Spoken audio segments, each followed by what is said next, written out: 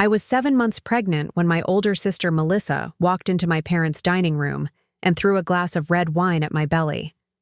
The dark liquid soaked through my white dress, while she screamed that I had stolen her moment, that I always did this, that I was a selfish bitch who never thought about anyone else. My mother, sitting at the head of the table with 23 other family members present, dabbed her mouth with her napkin and said only, "Melissa, honey, not here. We have guests." Not an apology to me. Not a word about the wine dripping down my legs or the shocked faces around the table. Just a gentle reminder about appearances. My husband David stood up so fast his chair fell backward, but I grabbed his arm before he could say anything. I knew that look in Melissa's eyes. I had seen it before. The announcement had been simple enough. We were having our first baby, a girl, and we wanted to share the news with the family over Sunday dinner. I had waited until dessert was served, thinking it would be a sweet moment to cap off the meal. David had his hand on my knee under the table, giving me encouraging squeezes. When I stood up and cleared my throat, everyone fell quiet except for Melissa, who was scrolling through her phone with her wine glass already empty. I said we had some news to share, that we were expecting a baby girl in 2 months, and that we hoped everyone would be part of her life. The table erupted in congratulations. My aunt started crying. My father came around to hug David, and then Melissa stood up, walked to the kitchen, came back with her refilled glass, and threw it at me. The silence after her outburst was worse than the wine. Everyone just sat there, forks frozen halfway to mouths, as if waiting for someone to tell them this was part of the entertainment. Melissa's chest was heaving, her face red, her hands shaking. She looked around the table like she expected applause, like she had just done something brave instead of unhinged. My mother finally stood up and guided Melissa out of the room with an arm around her shoulders, whispering something in her ear. I heard my mother say, "I know, sweetie, I know," as they disappeared into the hallway. David was demanding we leave immediately. My father was trying to restart conversation about the weather. My aunt was asking if anyone wanted more pie. Nobody was asking if I was okay. I went to the bathroom to clean up, and that's when I heard them. Melissa and my mother were in the adjacent guest room, and the walls in my parents' house have always been thin. Melissa was crying now, great heaving sobs, saying that I had done this on purpose, that I knew she had been trying to get pregnant for 3 years, that I knew she and her husband Marcus had just started their second round of IVF last month, that I could have waited to announce it, could have told them privately, could have done anything except humiliate her in front of the entire family. My mother was making soothing sounds, agreeing with everything Melissa said. She told Melissa that I had always been thoughtless, that I had always needed to be the center of attention, that this was just like me. I stood there with wine-stained hands, 7 months pregnant, listening to my mother call me selfish for having a baby. When I came back to the dining room, David already had our coats.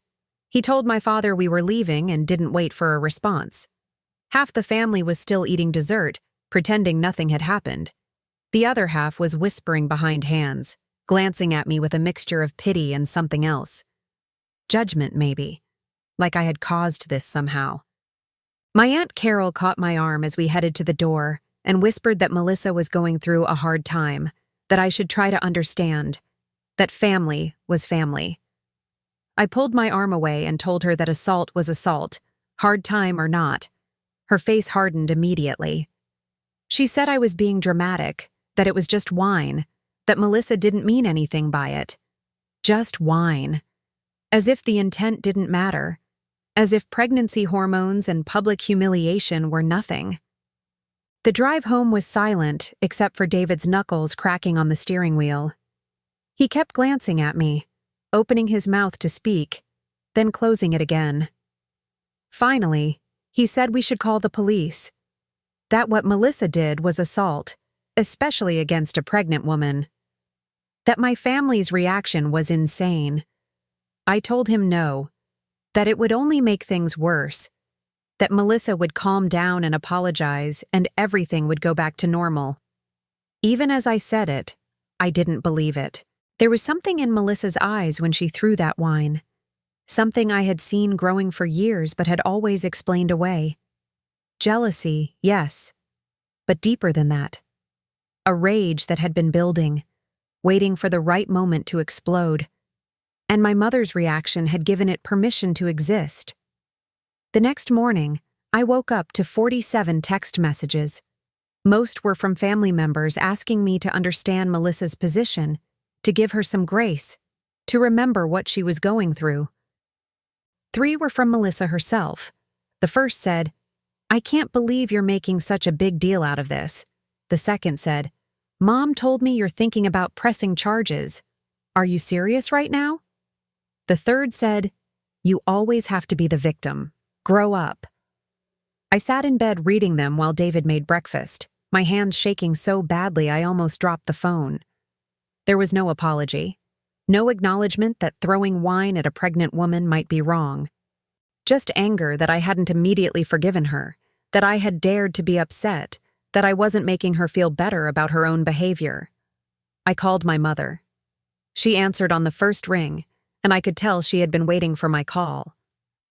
Before I could say anything, she launched into a prepared speech about how Melissa was suffering, how the IVF treatments were destroying her emotionally and physically, how she cried every night about not being able to have a baby. My mother's voice was gentle, understanding, the same voice she used when I was a child and had nightmares. She said that as the younger sister, as the one who had always had things come easier, I needed to be the bigger person here, that I needed to think about Melissa's pain instead of my own hurt feelings. I asked her if she thought what Melissa did was wrong. There was a long pause. Then my mother said, "Wrong is a strong word, honey. She was emotional. You know how she gets." I told my mother that Melissa had assaulted me in front of the entire family, that she had thrown a glass at my pregnant belly, that this wasn't about hurt feelings, this was about violence. My mother's voice changed then, became sharper. She said I was being hysterical, that I was overreacting, that no one threw the glass at me. Melissa had just lost control of it. I could hear the rewriting of history happening in real time. What I had seen with my own eyes, what 23 people had witnessed, was being transformed into an accident. A moment of passion. A misunderstanding. My mother said that if I truly cared about this family, I would call Melissa and apologize for upsetting her. I asked what I should apologize for. My mother said, "For announcing your pregnancy when you knew she was struggling, for not being more sensitive, for making this all about you when Melissa needs support." I hung up on my mother for the first time in my 32 years of life.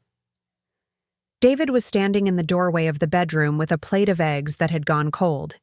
He asked what my mother had said, and when I told him, his face went pale. He set the plate down and sat beside me on the bed. He said we needed to accept that my family was not safe, that they were not rational, that we needed to protect ourselves and our daughter. I nodded, but part of me was still waiting.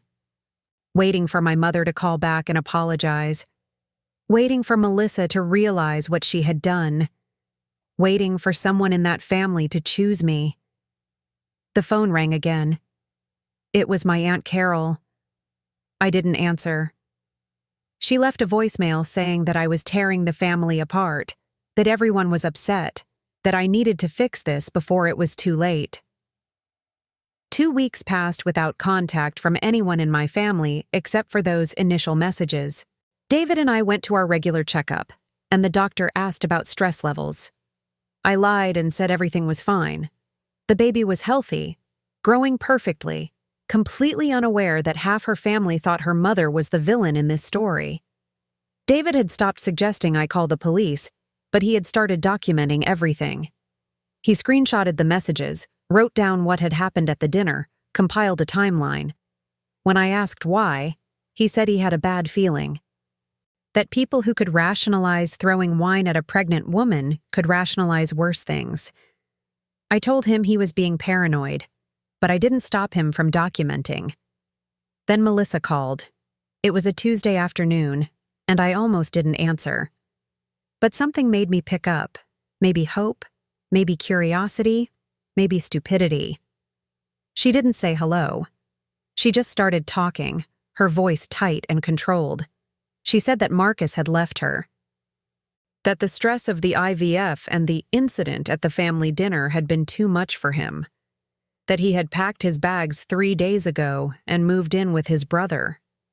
She said this was my fault. That if I hadn't made such a big deal out of nothing, if I hadn't turned the whole family against her, Marcus would still be there. I asked her how I had turned the family against her when everyone was defending her. She screamed that I was playing the victim again, that everyone was walking on eggshells around me because I was pregnant, that I had weaponized my condition to make her look bad. I asked Melissa directly if she thought what she did was wrong. There was silence on the line, the kind that stretches and fills with breathing and unspoken things. Then she said, "I think you announcing your pregnancy the way you did was wrong. I think you not considering my feelings was wrong. I think you calling Mom crying about it was wrong. What I did was a reaction to your selfishness." I felt something cold settle in my chest. This wasn't going to get better. This wasn't going to resolve with time and distance and calm conversations. Melissa genuinely believed she was the wronged party here. She had constructed an entire narrative where I was the aggressor and she was defending herself. I asked her if she planned to apologize. She laughed, a brittle sound. She said, "For what? For having feelings? For being human? You should apologize to me." I told Melissa I couldn't talk to her until she got help, professional help. She asked what that meant, and I said exactly what it sounded like. That her reaction was not normal. That throwing things at pregnant family members was not normal. That blaming the victim for her own assault was not normal. Melissa's voice went quiet, dangerous. She said I had no idea what she had been through. That 3 years of negative pregnancy tests, of hormones, of watching her body fail at the one thing it was supposed to do, of seeing everyone around her get pregnant easily while she suffered, had broken something in her. She said I couldn't understand because things always worked out for me. That I was the golden child who got everything she wanted without trying. That my pregnancy was just another example of life handing me gifts while she had to fight for scraps. I told her my pregnancy wasn't a gift given to hurt her. That David and I had also struggled. That we had lost a pregnancy last year. That this baby was a miracle for us too. Melissa said, "One loss. You had one loss. Try 3 years of losses. Try watching your marriage fall apart because your body is defective. Try having your little sister lap you in life while everyone pretends it's not happening."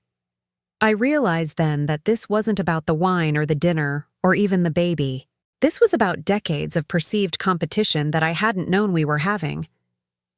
Melissa had been keeping score of our lives, measuring every achievement of mine against her own perceived failures, building resentment so thick it had finally burst out. And my mother had been feeding it the whole time. After I hung up with Melissa, I called David at work. He left a meeting and came home immediately. I told him everything Melissa had said, and he made a decision without consulting me. He called my parents' house. My father answered. David, in his calm lawyer voice, told my father that we would not be attending any family functions until Melissa apologized and sought professional help. That we would not be exposing our daughter to someone who had been violent and showed no remorse. That this was not negotiable. My father was silent for a long moment, then said we were being unreasonable. That Melissa was family. That family forgave each other. David said family also didn't assault each other and hung up. I should have felt relieved. Instead, I felt like I was falling. The phone started ringing constantly. My mother, my father, my aunts, my uncles, cousins I hadn't spoken to in years. Everyone had an opinion. Everyone had a solution. And every single solution involved me being the one to apologize, to extend the olive branch, to be the bigger person. I stopped answering. David started screening the calls. Then, the emails started coming. Long, detailed messages about family loyalty and Christian forgiveness and how I was breaking my mother's heart. My Aunt Carol sent a 10-page email outlining all the ways I had been selfish throughout my life, going back to childhood incidents I barely remembered. She said I had always been jealous of Melissa, had always tried to steal her spotlight, had always been manipulative. She included examples: my high school graduation party that had been on the same weekend as Melissa's birthday, my decision to go to the same university Melissa had attended, my choice to get married in the same church. All coincidences, all normal life events, all reframed as calculated attacks. David hired a lawyer, not to press charges, but to have someone document everything in case we needed a restraining order later. The lawyer, a woman named Patricia who specialized in family law, read through everything we had compiled. The messages, the emails, the timeline of events. She looked up at us with something like pity and said this was one of the most clear-cut cases of family scapegoating she had seen. She explained that in dysfunctional family systems, one person becomes the designated problem, the one who is always at fault, the one who must always apologize to keep the peace. She said that role had been assigned to me, probably long before this incident, that Melissa was the golden child who could do no wrong, and I was the scapegoat who could do no right. Everything she said matched patterns I had never noticed before, behaviors I had always explained away as normal family dynamics. My mother showed up at our house unannounced 3 weeks before my due date. I was on the couch with my feet up, and David was in his home office. She rang the doorbell 7 times before David answered. I heard their voices in the entryway, my mother's high and pleading, David's low and firm. Then my mother pushed past him and came into the living room. She looked terrible. Her hair was unwashed, her clothes rumpled, her eyes red. She sat down beside me without being invited and took my hand. She said that Melissa was in the hospital, that she had taken pills, not enough to die but enough to scare everyone, that she had left a note saying she couldn't live in a world where her own sister hated her. My mother said this was my fault, that my refusal to forgive, my stubborn pride, my selfishness had driven Melissa to this. I pulled my hand away from my mother and asked if she was seriously blaming me for Melissa's suicide attempt. My mother's face crumpled. She said she wasn't blaming me exactly, but that I needed to understand the pressure Melissa was under. The failed IVF, the separation from Marcus, the family tension, all of it had been too much. And I could fix it. I could visit Melissa in the hospital, tell her I forgave her, let her be part of the baby's life. My mother said it was such a small thing I was being asked to do. Just swallow my pride, just let it go, just choose family over being right. I asked my mother why Melissa couldn't be asked to do the same thing. Why couldn't Melissa swallow her pride and apologize? My mother looked at me like I had suggested something obscene. She said, "Melissa is fragile right now. You're strong. You can handle this." David asked my mother to leave. She refused. She said she wasn't going anywhere until I agreed to visit Melissa, that her daughter was in the hospital and her other daughter was being cruel and someone needed to fix this family. David said that her daughter had thrown wine at a pregnant woman and refused to apologize, and that until that changed, we had nothing to discuss. My mother stood up, and her whole demeanor shifted. The pleading stopped. Her face went hard. She said we were making a mistake. That family was everything, and we were throwing it away over nothing. That when our daughter was born, we would regret not having family support.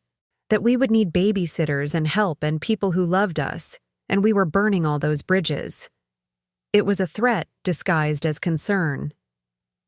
David physically escorted her to the door.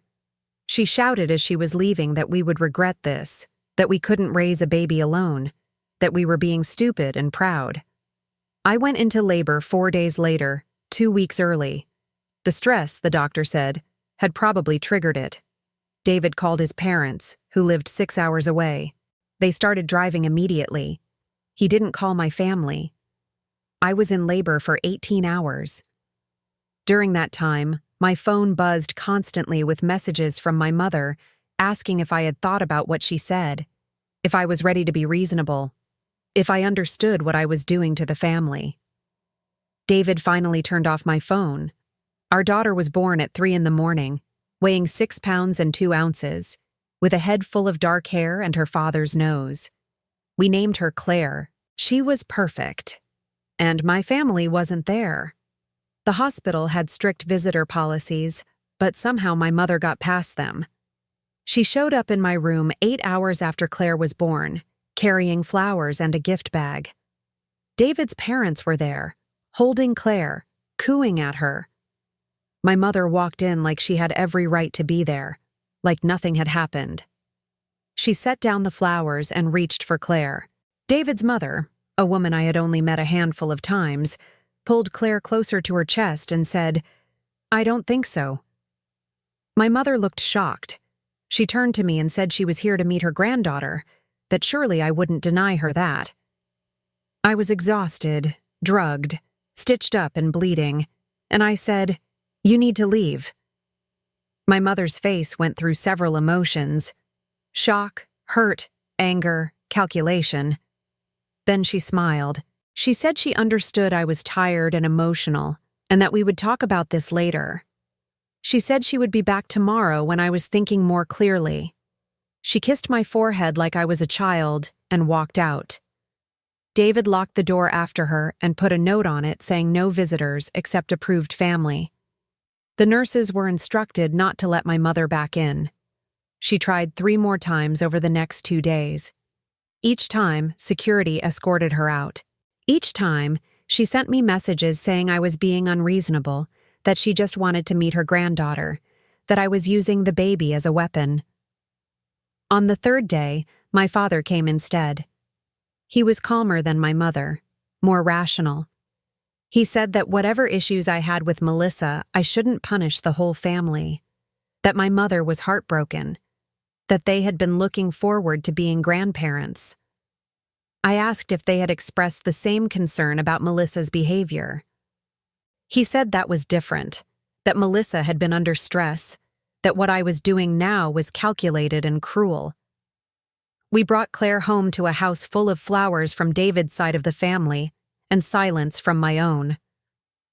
David took 2 weeks of paternity leave. His parents stayed for 1 week to help. It was strange, learning to be parents with people who actually respected our boundaries, who asked before giving advice, who left when we said we were tired. I kept expecting drama, kept waiting for the other shoe to drop. On day 10, it did.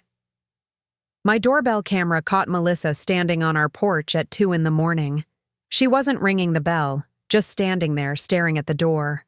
The footage showed her pacing, sitting on the steps, checking her phone. She stayed for 45 minutes, then left. David called the police the next morning to file a report. They said unless she tried to enter the house or made threats, there wasn't much they could do. But they made a note of it. The police report didn't stop Melissa. 3 days later, she came back during the day. I was nursing Claire when the doorbell rang. I checked the camera and saw Melissa standing there with my mother. They were both dressed nicely, carrying gift bags, looking like any normal grandmother and aunt coming to visit a new baby. I didn't answer. Melissa rang the bell again. Then again. Then she started knocking. My mother called through the door, her voice sweet and reasonable, saying they just wanted to meet the baby, that this had gone on long enough, that I was being ridiculous. I sat on the couch, frozen, listening to them knock and call for 20 minutes. Finally, they left. But Melissa turned to the doorbell camera before she walked away and said clearly, "You can't hide her forever." David came home early after I called him crying. He watched the doorbell footage and immediately called Patricia, our lawyer. She said we had enough for a restraining order now. The nighttime visit, the daytime harassment, the implicit threat about Claire. We filed the next day. The process required detailed documentation of everything Melissa had done. Every message, every visit, every threat. Writing it all out, seeing it compiled in legal language, made it real in a way it hadn't been before. This wasn't just family drama. This was stalking. This was obsession. The judge granted a temporary restraining order within 48 hours. Melissa had to stay at least 500 feet away from our home, our workplaces, and Claire's future daycare. She was served the papers at my parents' house. My mother called me screaming. She said I had destroyed the family, that I had taken legal action against my own sister, my own blood, that this was unforgivable, that I had crossed a line that couldn't be uncrossed. I asked her if she thought Melissa showing up at our house at 2 a.m. was normal. My mother said Melissa just wanted to see the baby. That maternal instinct was strong, that I should understand that since I was a mother now. I pointed out that Melissa wasn't Claire's mother. My mother said, she could have been, she should have been. If life was fair, it would be Melissa with a baby, not you. The words hung in the air. My mother had finally said what she really thought. That I didn't deserve Claire. That my happiness was a cosmic mistake. That Melissa's pain mattered more than my existence. I hung up and blocked my mother's number.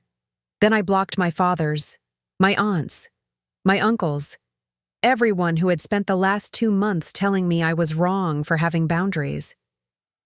David found me on the floor of the nursery, Claire asleep in my arms, sobbing so hard I couldn't breathe.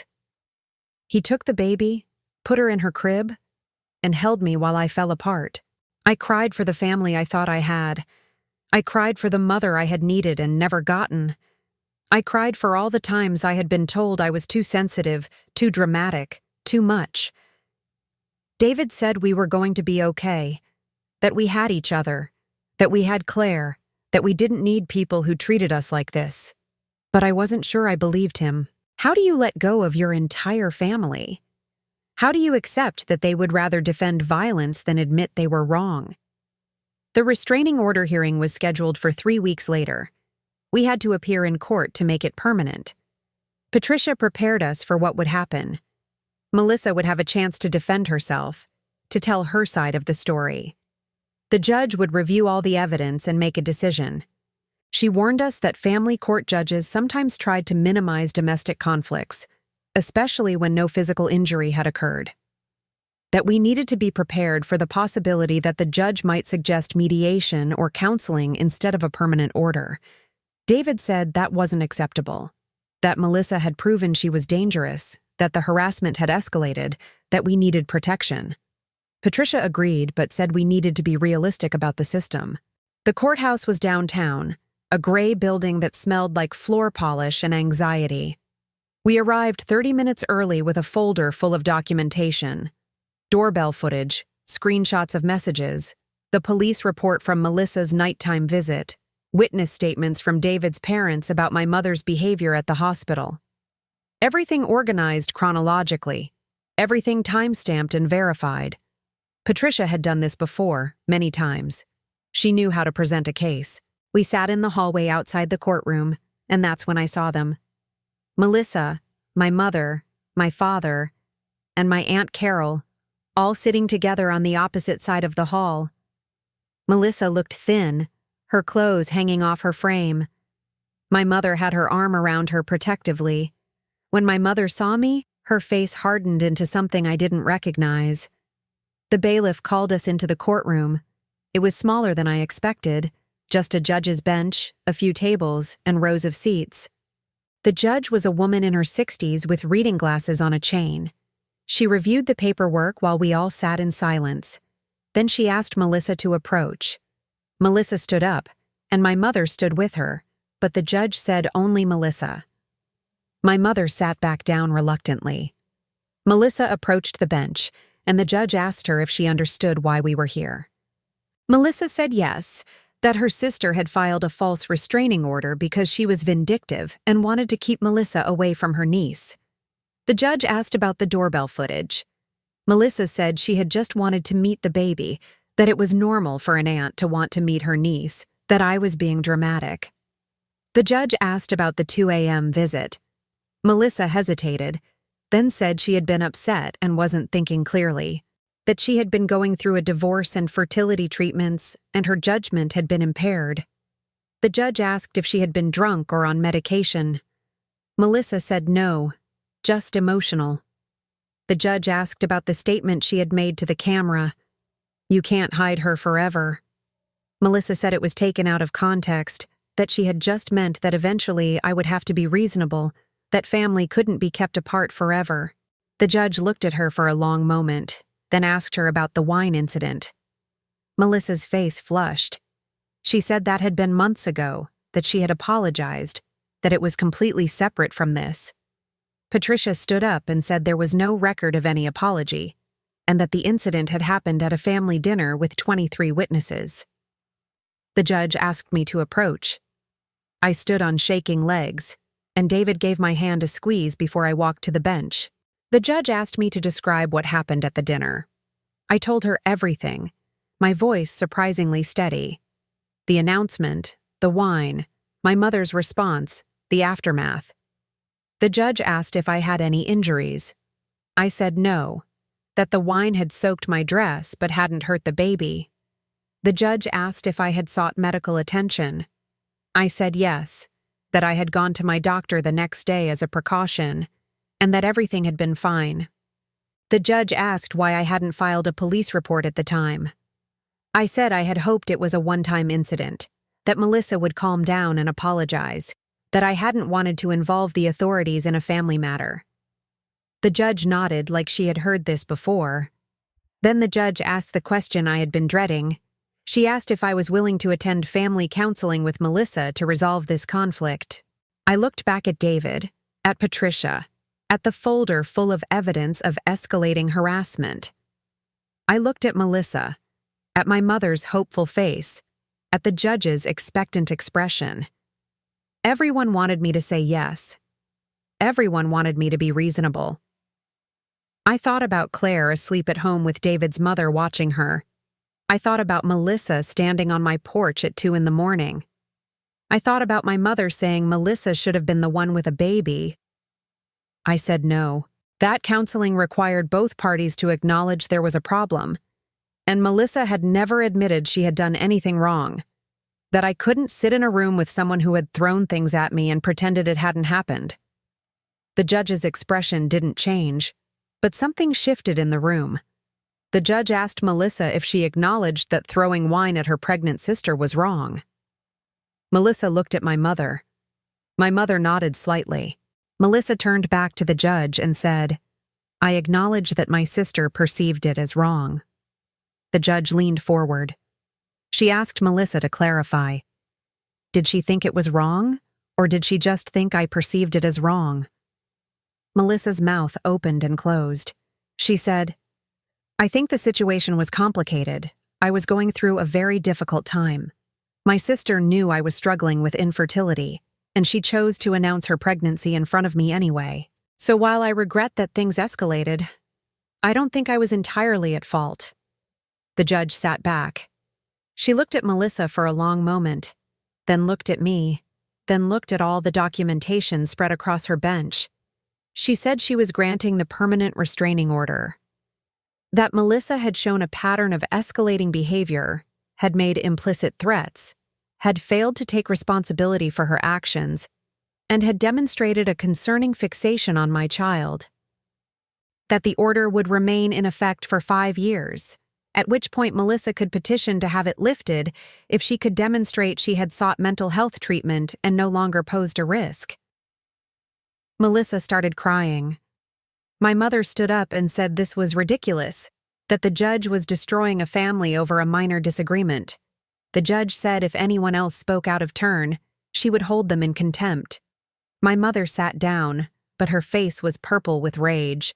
The judge looked at me and said she was sorry I was going through this, that no one should have to choose between safety and family, but that I had made the right choice, that protecting my child had to come first. We left through a side exit that Patricia had arranged. She said it was better if we didn't cross paths with my family in the hallway. We could hear my mother's voice echoing through the courthouse, yelling something about justice and family values. In the parking lot, David was shaking so badly he couldn't get the key in the car door. I took it from him and drove us home. Neither of us spoke. What was there to say? I had just gotten a court order against my own sister. My mother had watched it happen and blamed me.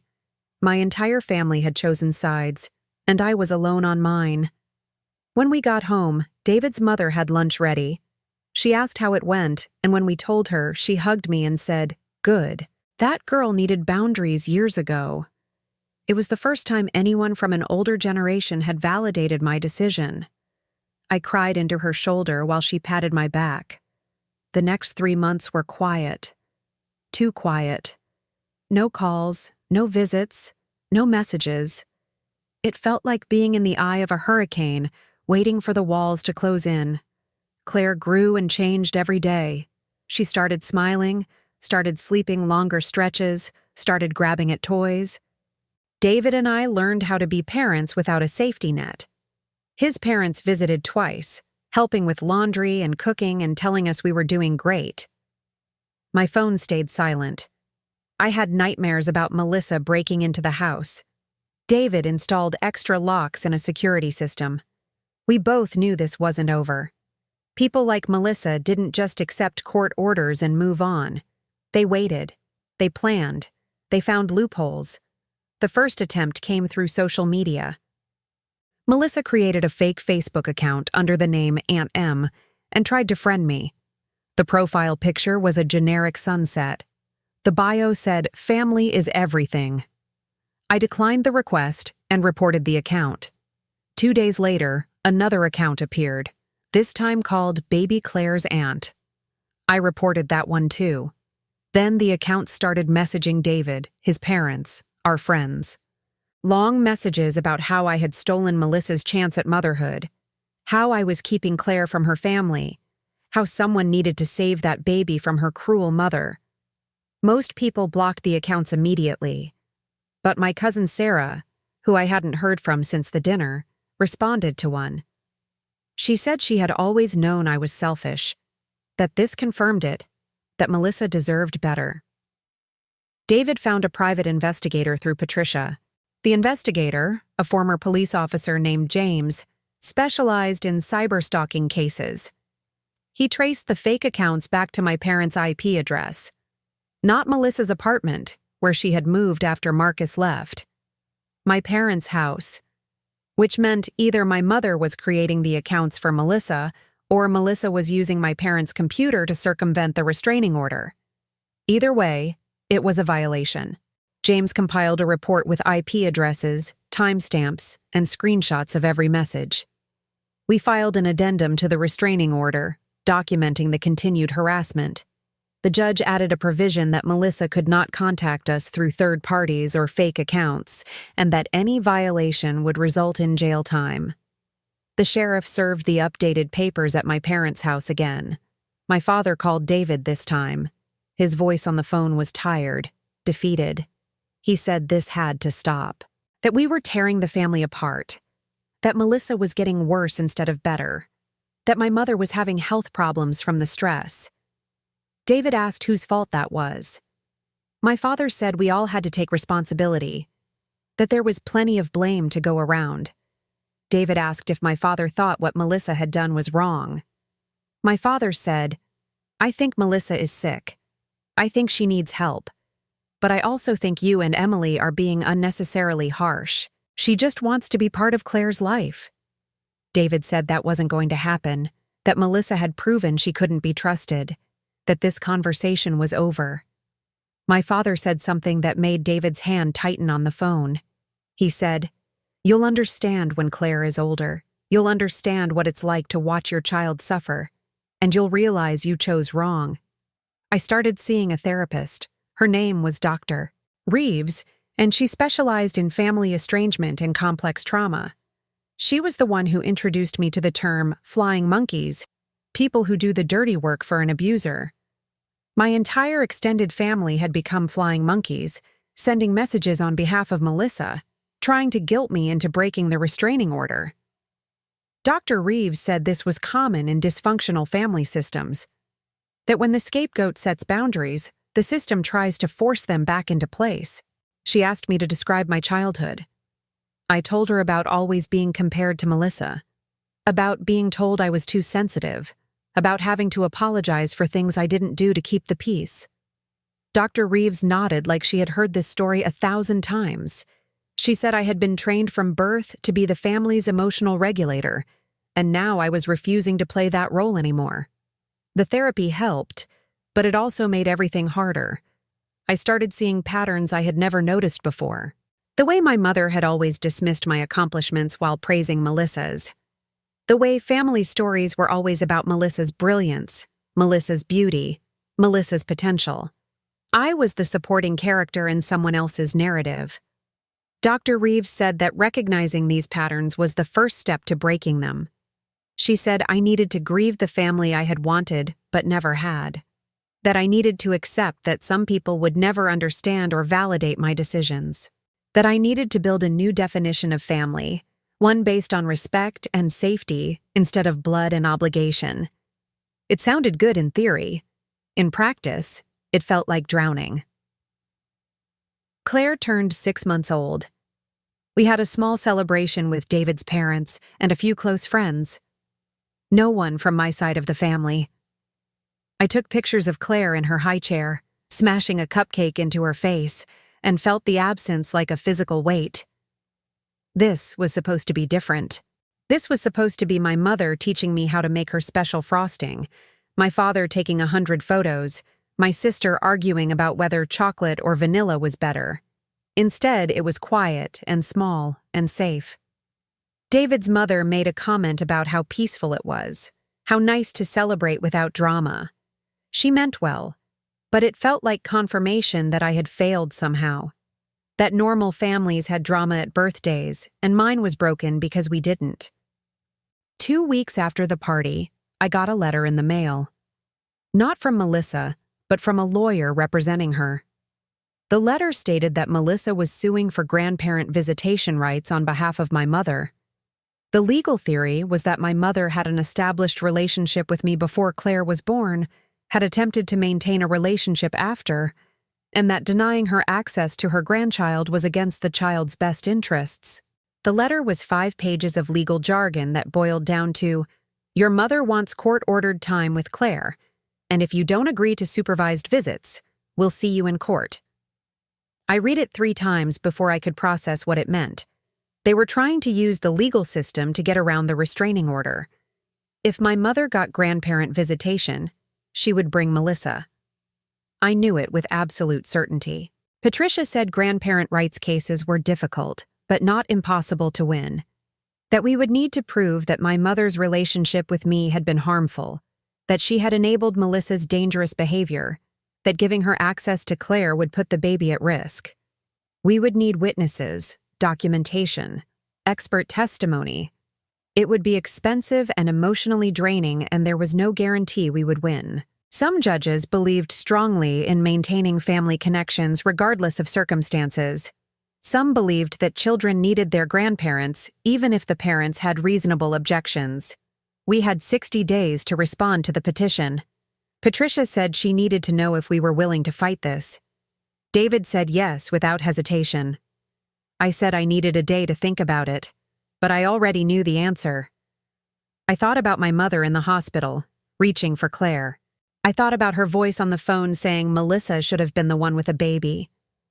I thought about her creating fake social media accounts or letting Melissa use her computer to harass us. I thought about her standing in the courthouse, calling the judge ridiculous for protecting my child. My mother had made her choice over and over again. She had chosen Melissa's feelings over my safety. She had chosen maintaining peace over demanding accountability. She had chosen to be an enabler instead of a parent. And now she wanted access to my daughter. Not because she loved Claire, because it would give her access to me. Because it would force me back into the family system. Because it would prove that I couldn't really escape. I told Patricia we would fight it. She started building our case. We needed character witnesses who could testify to my mother's behavior. David's parents agreed immediately. They had seen her at the hospital, had heard the phone calls, had witnessed the aftermath of every interaction. Patricia also wanted to depose some of my extended family, the ones who had been at the dinner, who had seen what Melissa did and how my mother reacted. Most of them refused. My Aunt Carol sent back a letter saying she wouldn't participate in the destruction of her sister. My Uncle Tom said he didn't remember the incident clearly enough to testify. My cousin Sarah said I was delusional and needed psychiatric help. Only one person agreed to testify. My father's brother, Uncle Richard, who had been at the dinner and had barely spoken to the family since. He called me personally to say he would help. Uncle Richard came to our house to give his statement. He was older than my father, retired from teaching, quiet and thoughtful. He sat at our kitchen table with Patricia recording everything and said that he had watched my mother enable Melissa's behavior for decades, that he had tried to intervene multiple times over the years, had tried to tell my father that Melissa needed professional help, had tried to suggest that the favoritism was damaging both daughters. He said my father had always dismissed his concerns, had said Richard didn't understand the situation, had accused him of interfering. Uncle Richard said he had backed off to keep the peace, but he regretted it now. He said the wine incident at the dinner had been horrifying, that he had expected my mother to immediately comfort me and condemn Melissa. When she hadn't, when she had instead comforted Melissa, he had lost respect for his sister-in-law. He would testify to all of this in court. The deposition process was brutal. Patricia had to formally request testimony from my parents, and they hired their own lawyer to fight it. Their lawyer argued that grandparent visitation cases shouldn't become trials about the grandparent's character, that the focus should be on the child's needs. Patricia argued that the grandparent's character was directly relevant to whether visitation would be in the child's best interests. The judge ordered my parents to sit for depositions. My mother went first. She arrived with her lawyer, her hair done, wearing a conservative dress like she was going to church.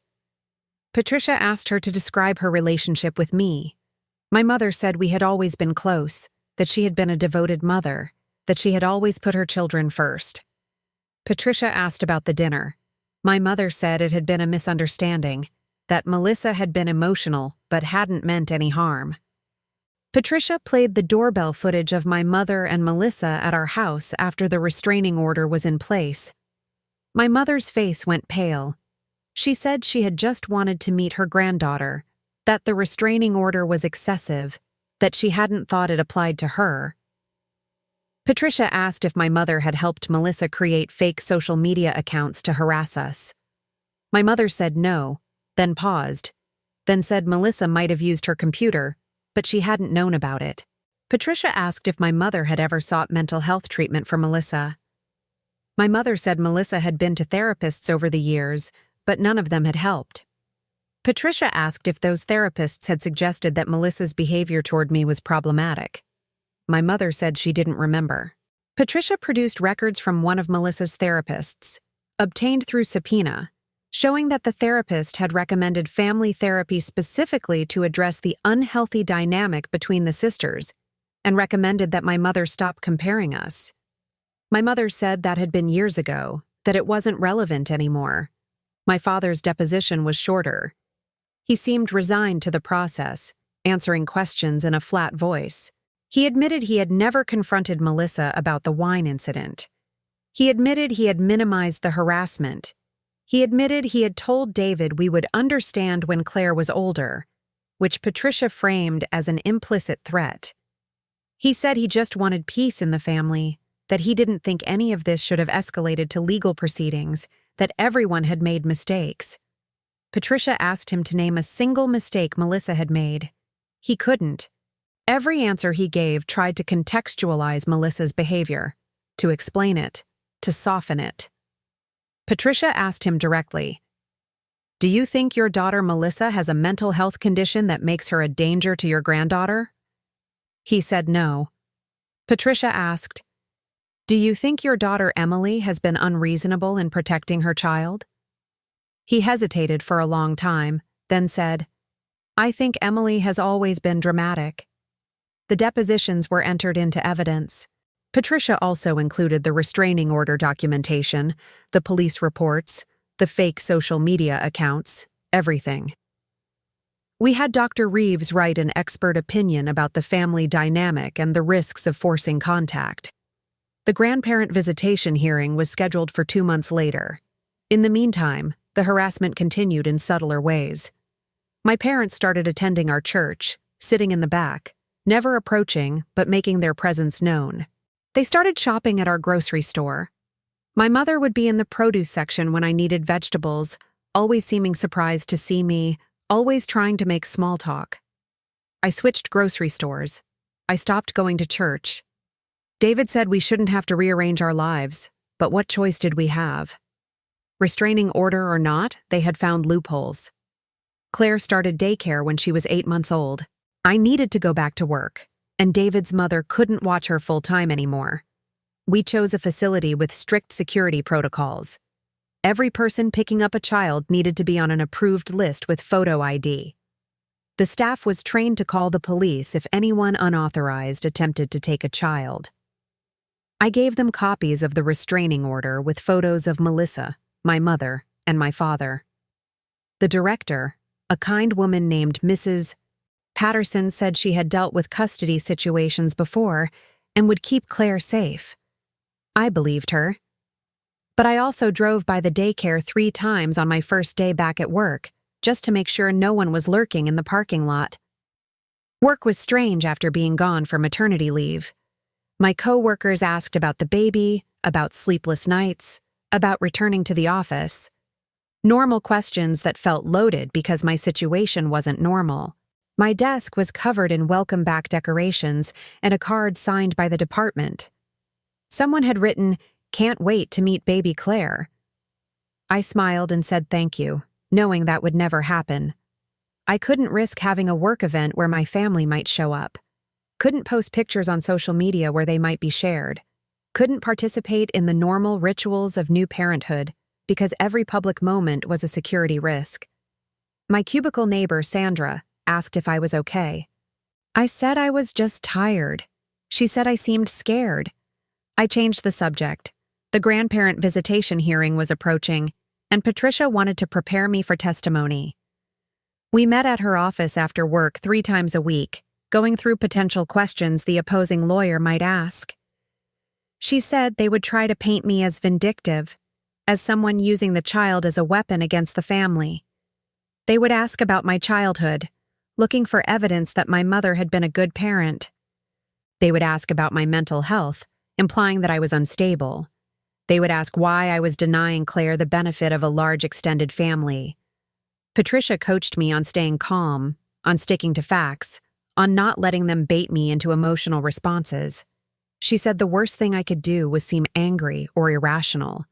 I needed to be measured, sympathetic, reluctant. I needed to look like someone who had been forced into this position, not someone who had chosen it. The night before the hearing, I couldn't sleep.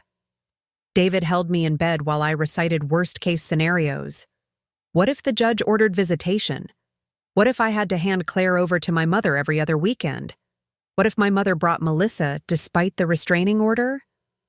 What if Claire grew up thinking I was the one who had been unreasonable? David said we would appeal if we lost, that we would fight as long as it took, that Claire would grow up knowing we had protected her. But his voice had doubt in it. We both knew that family courts were unpredictable, that some judges valued family connection above everything else, that we might lose simply because a judge believed grandparents had inherent rights regardless of their behavior. The courtroom was packed. My parents sat on one side with their lawyer, a silver-haired man named Robert Chen who specialized in grandparent rights. We sat on the other side with Patricia. Uncle Richard was there to testify. David's parents were there for support. The judge was different this time, a man in his 50s named Judge Morrison. He had a reputation, Patricia had warned me, for being traditional. He believed in family unity, in second chances, in the importance of grandparents in children's lives. We had drawn the worst possible judge for our case. Mr. Chen stood up and gave his opening statement. He painted a picture of devoted grandparents being cruelly excluded from their granddaughter's life due to a minor family dispute that had been blown out of proportion. He said my parents had never harmed Claire, had never even met Claire, and that denying them access was punishing them for someone else's behavior. Patricia's opening statement was more clinical. She outlined the pattern of behavior, the restraining order, the continued harassment, the documented evidence that my mother had enabled and participated in Melissa's stalking. She said this wasn't about punishment, it was about safety. That grandparent visitation wasn't a right but a privilege that had to be earned through demonstrated respect for the child's parents. That my mother had shown repeatedly that she couldn't be trusted to follow boundaries or prioritize Claire's well-being over her own desires. Judge Morrison listened to both statements with an unreadable expression. Then he called my mother to the stand. She walked up slowly, dabbing at her eyes with a tissue. She was playing the part of the heartbroken grandmother perfectly. Mr. Chen asked my mother to describe her relationship with me growing up. My mother said I had been a difficult child, sensitive and prone to dramatics, but that she had loved me unconditionally. She said she had always tried to treat both daughters equally, but that I had been jealous of Melissa from a young age, that I had always wanted what Melissa had always competed with her, had always tried to undermine her. She said the wine incident at the dinner had been unfortunate, but that I had announced my pregnancy specifically to hurt Melissa, knowing she was struggling with infertility. That I had chosen the most public, painful way possible to share news that could have been delivered privately. Judge Morrison was nodding slightly. My stomach dropped. Patricia stood up for cross-examination. She asked my mother why, if I was so jealous and competitive with Melissa, I would announce a pregnancy knowing it would upset her. My mother said because I enjoyed hurting Melissa, that I always had. Patricia asked for examples.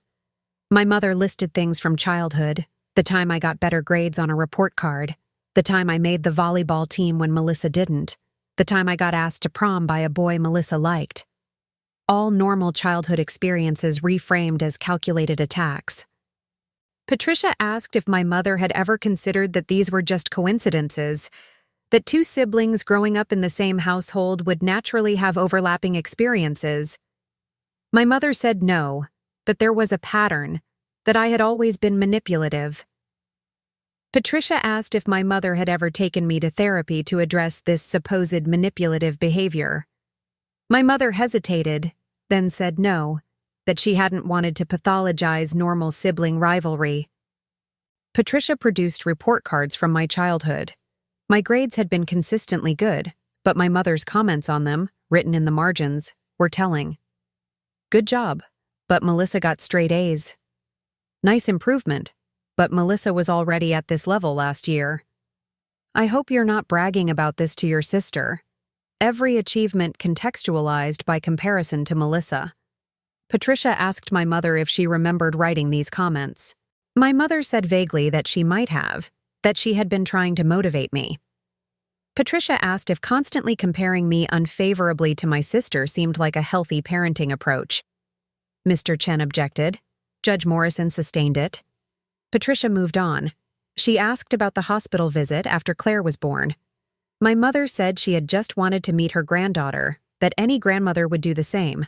Patricia asked if any grandmother would ignore a direct request to leave from a woman who had just given birth. My mother said I hadn't been in my right mind, that I was emotional and hormonal. Patricia asked about the fake social media accounts. My mother admitted that Melissa had used her computer but insisted she hadn't known what Melissa was doing.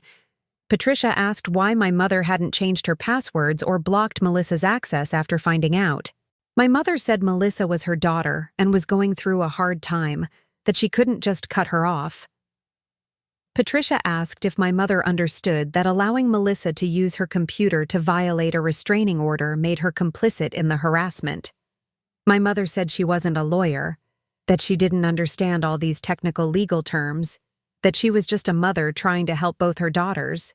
Patricia asked her directly, "If this court grants you visitation with Claire, will you bring Melissa to those visits?" My mother said she hadn't thought about it. Patricia asked again.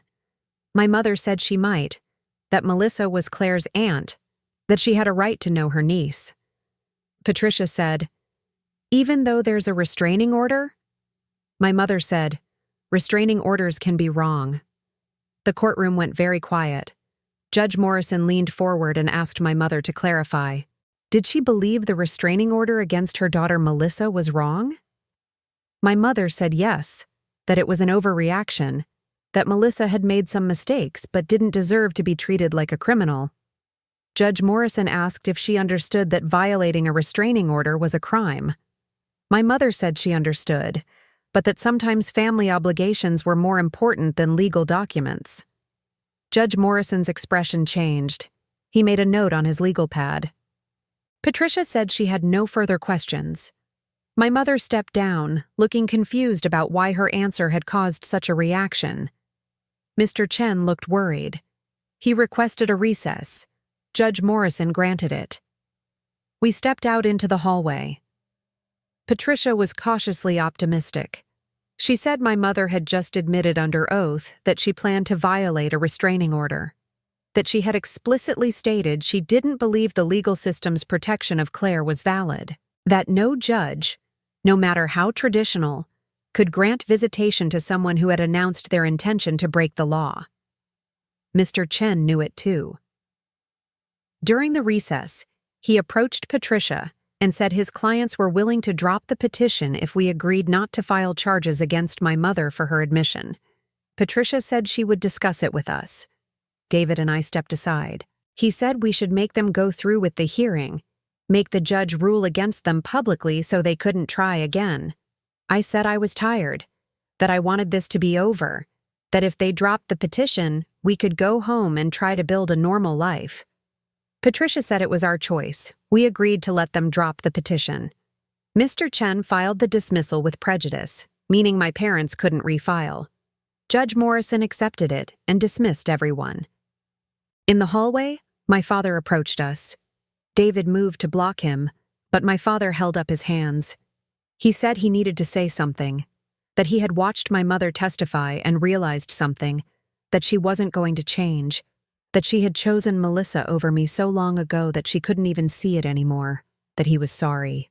He said he had failed me as a father, that he had let my mother set the tone in the house, that he had stood by while I was consistently treated as less important than Melissa. He said he didn't expect forgiveness, but he wanted me to know that he saw it now, that it had taken a courtroom and lawyers and judges, but he finally saw it. I asked him what he was going to do about it. He said he didn't know, that he was still married to my mother, still living with her, still part of that system, but that he wanted to meet Claire someday, if I would allow it. Without my mother, without Melissa, just him. He said he understood if I said no, that he had earned the distance between us. David started to say something, but I put a hand on his arm. I told my father that I would think about it, that I needed time, that I couldn't make any promises. He nodded and walked away. My mother was waiting for him by the exit, her face hard. She saw me watching and mouthed something. I couldn't hear it, but I could read her lips. This isn't over. Patricia saw it too. She said we should consider extending the restraining order to include my mother. I said yes. The restraining order against my mother was easier to get than the one against Melissa had been. We had the court transcript of her admitting she planned to violate Melissa's order. We had the doorbell footage. We had the harassment through proxy. The judge granted it within a week. Now both my mother and Melissa were legally required to stay 500 feet away from us. My father was not included in the order. He sent me a letter a week later saying he respected the decision, that he would wait as long as it took, that he was going to start seeing a therapist to understand his own role in the family dysfunction. The letter felt genuine. David thought it was manipulation. Dr. E. Reeves said it might be both, that people could have moments of clarity while still being embedded in toxic systems. She said I didn't have to decide anything about my father right now, that I could hold both truths. He had failed me, and he might be trying to change. Claire turned 1 year old. We had a bigger party this time, feeling safer with the restraining orders in place. David's family, my coworkers, neighbors, friends from our prenatal class. 20 people in our backyard watching Claire demolish a smash cake shaped like a butterfly.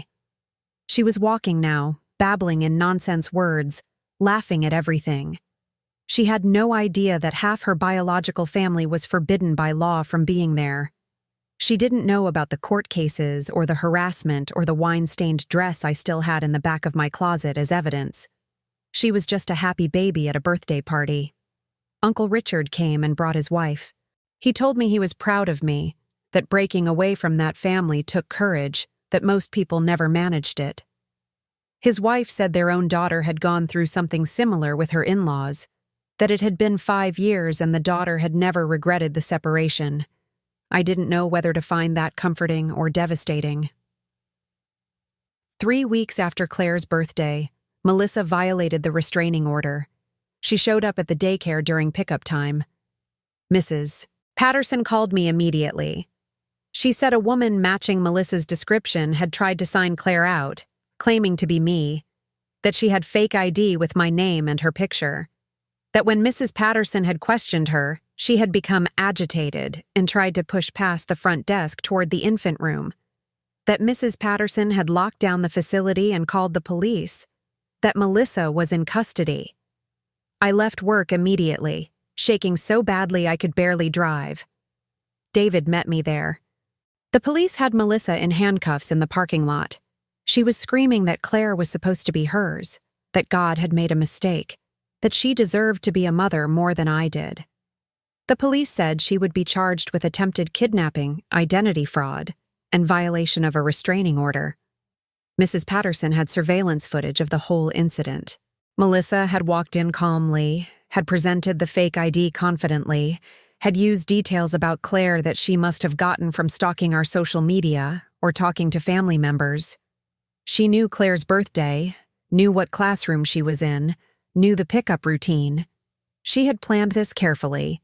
The police said if Mrs. Patterson hadn't been alert, if she had been dealing with another parent and Melissa had slipped by, this could have ended very differently.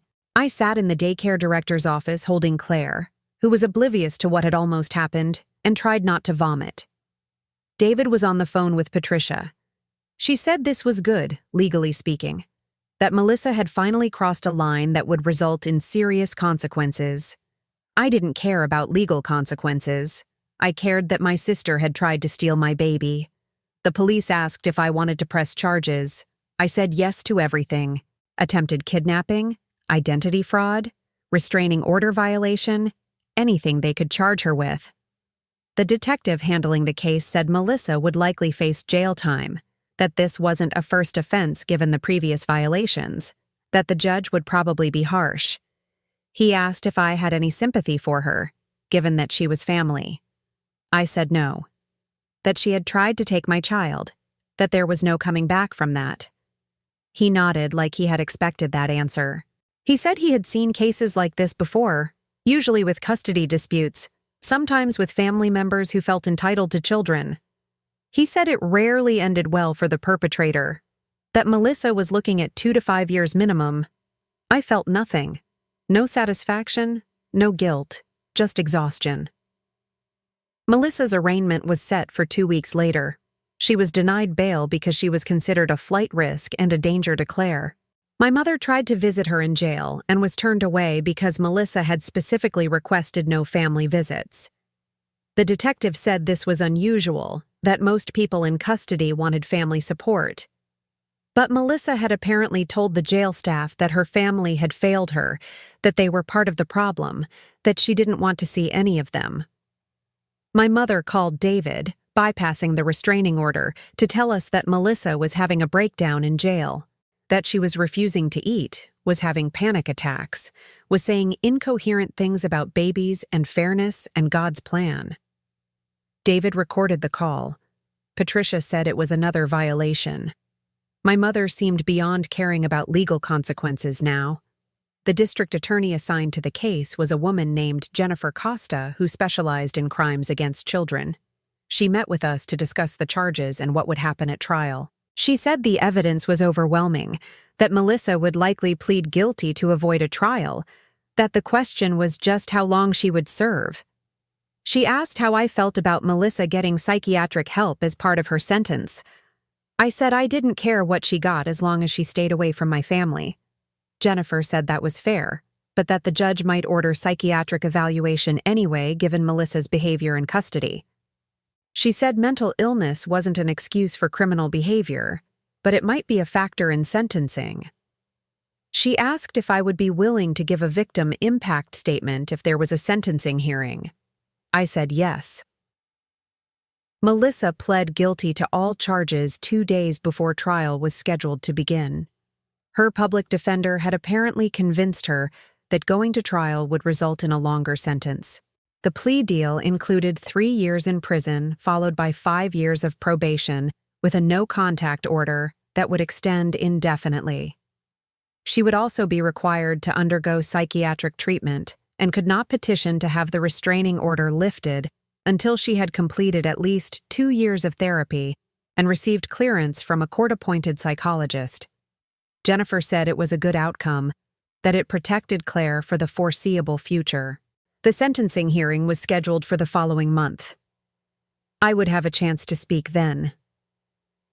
I spent 3 weeks writing my victim impact statement.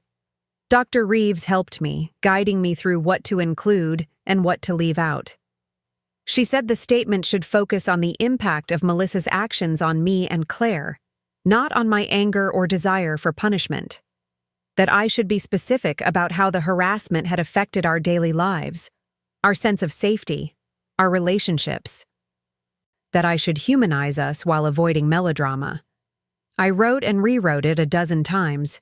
David read each version and suggested edits. The final version was 2 pages long. It described the wine incident, the escalating harassment, the nighttime visits, the attempted kidnapping. It described how I checked the locks on our doors multiple times every night, how I had nightmares about Melissa breaking into Claire's room, how I couldn't enjoy normal parenting milestones because I was always watching for threats, how Claire would grow up knowing that her aunt was in prison for trying to take her. The sentencing hearing was in the same courthouse where the grandparent visitation case had been heard. Different judge, same building. Melissa was brought in wearing an orange jumpsuit and handcuffs. She looked thin and pale, her hair unwashed, her eyes hollow. She didn't look at me. Judge Williams, a black woman in her 40s, reviewed the case file and then asked if anyone wanted to speak before sentencing. Jennifer nodded to me. I walked to the podium with my statement shaking in my hands. I read it out loud, my voice steady at first, but breaking near the end when I described finding out about the attempted kidnapping. When I finished, Judge Williams thanked me. She asked Melissa if she had anything to say. Melissa stood up slowly. Her lawyer tried to stop her, but she shook him off. Melissa looked at me for the first time. She said she was sorry, not for what she did, but for getting caught. She said she had been planning the kidnapping for months, that she had thought it through carefully, that she had genuinely believed she was saving Claire from me, that she still believed it, that I was a bad mother who didn't deserve Claire, who had only gotten pregnant to hurt her, who was raising Claire out of spite. She said the only thing she regretted was not succeeding, that if she had managed to take Claire, she would have been a better mother than I could ever be. Judge Williams cut her off. She said that was enough. Melissa kept talking. She said that everyone in the family knew I was the problem, that they all secretly agreed with her, that I had manipulated the legal system into thinking I was the victim. Security guards moved toward her. She was still talking as they led her out of the courtroom, her voice echoing about justice and fairness and stolen dreams. Judge Williams looked shaken. She said she had been prepared to show some leniency given Melissa's mental health issues, but that Melissa's complete lack of remorse and continued delusion made her a clear danger. She sentenced Melissa to the maximum, 5 years in prison, 10 years of probation after release, mandatory psychiatric treatment, and a permanent no-contact order that could never be lifted without my explicit written consent. She said that Melissa was not to have any information about Claire's whereabouts, schooling, or activities, that any attempt to contact us through third parties would result in additional charges, that this was one of the most disturbing cases of family violence she had seen. Melissa was removed from the courtroom screaming. My mother, who had been sitting in the back, ran out after her. My father stayed seated, his head in his hands. We left through the side exit again. In the parking garage, David held me while I cried. Not sad tears, not relief tears, just the tears of someone who had been holding their breath for over a year and could finally exhale. It was over. Melissa was in prison. The legal system had finally worked. Claire was safe. Patricia met us at the car and said we should celebrate, that this was a major victory. But it didn't feel like victory. It felt like the end of a war that had cost everything. I had lost my entire family except for one uncle I barely knew, and a father who was trying too late to make amends. I had a sister in prison and a mother who hated me, and the extended family who thought I was a monster. The price of protecting my daughter had been isolation. Dr. Reeves said that was the price of breaking a toxic cycle, that it was worth it. I hope she was right. The aftermath of the sentencing left a hollow silence in our lives that was both a relief and a burden. For the first few months, I found myself waking up at 3 a.m., the exact time Claire had been born, checking the security app on my phone to ensure every window and door remained barred. The trauma didn't simply evaporate because a gavel had fallen. It had seeped into my bones, making me flinch at the sound of every notification. David was my rock, but even he carried the visible weight of the ordeal in the new lines around his eyes and the way he hovered near the front door whenever the mail arrived. We were a family of 3, an island in a sea of broken bridges, trying to navigate a world where the people who were supposed to love us most had become our greatest threats. Dr. Reeves told me that healing wasn't a straight line, but a jagged climb out of a deep canyon, and some days I felt like I was still at the very bottom, looking up at a sky I couldn't quite reach. Letters began arriving from prison about 6 months into Melissa's sentence, though they never reached my hands directly. Patricia intercepted them as per our legal arrangement, scanning them for any new threats or information that might be relevant to our safety. Most were rambling manifestos of self-pity, written on lined yellow paper, detailing how the unfair system was breaking her spirit. She wrote to my father, demanding money for the commissary and blaming him for not hiring a better lawyer who could have proven my manipulation. My father, true to his word, shared these with us through Patricia, showing a level of transparency he had lacked for 30 years. He was attending parents of estranged children support groups and individual therapy, trying to deconstruct the decades of enabling that had allowed Melissa's narcissism to bloom into criminality. It was a slow, painful bridge to rebuild, and while I wasn't ready to let him hold Claire, I had started answering his weekly "thinking of you" texts with more than just a polite emoji. My mother, however, had completely vanished into the shadows of her own resentment.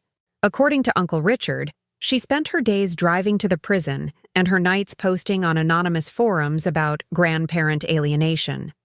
She had become a martyr in her own mind, the tragic figure whose family had been stolen by a vindictive daughter and a cold legal system. She never reached out to apologize, never acknowledged the attempted kidnapping, and never once asked how Claire was doing. To her, the reality of the situation was secondary to the narrative she had constructed to survive the shame of her daughter's incarceration. I realized then that my mother's love had always been conditional, a currency she traded for compliance and the maintenance of a perfect facade. Now that the facade was shattered, she had nothing left to offer me, and strangely, that realization brought a cold, sharp kind of peace that I hadn't expected. Claire hit her 18-month milestone with a burst of energy that kept us perpetually on our toes. She was a vibrant, fearless child, possessing a laugh that could cut through the thickest clouds of my anxiety.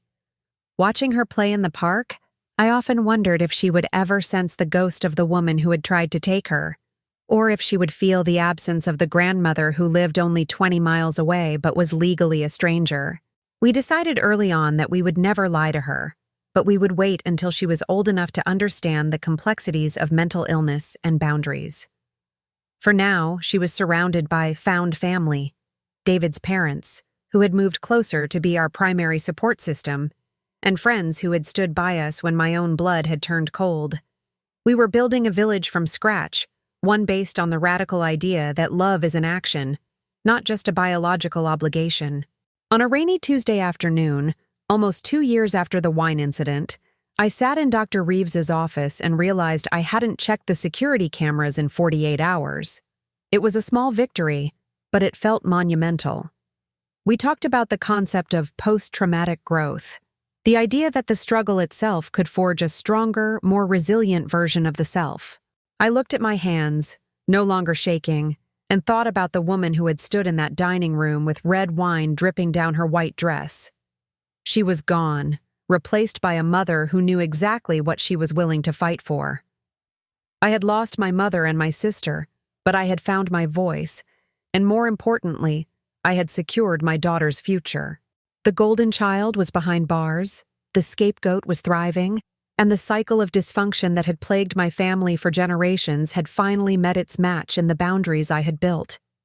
The finality of it all hit me when I received a formal notice that my mother had sold the family home and moved to a smaller condo closer to the prison. She was doubling down on her choice, tethering her life to Melissa's shadow until the very end.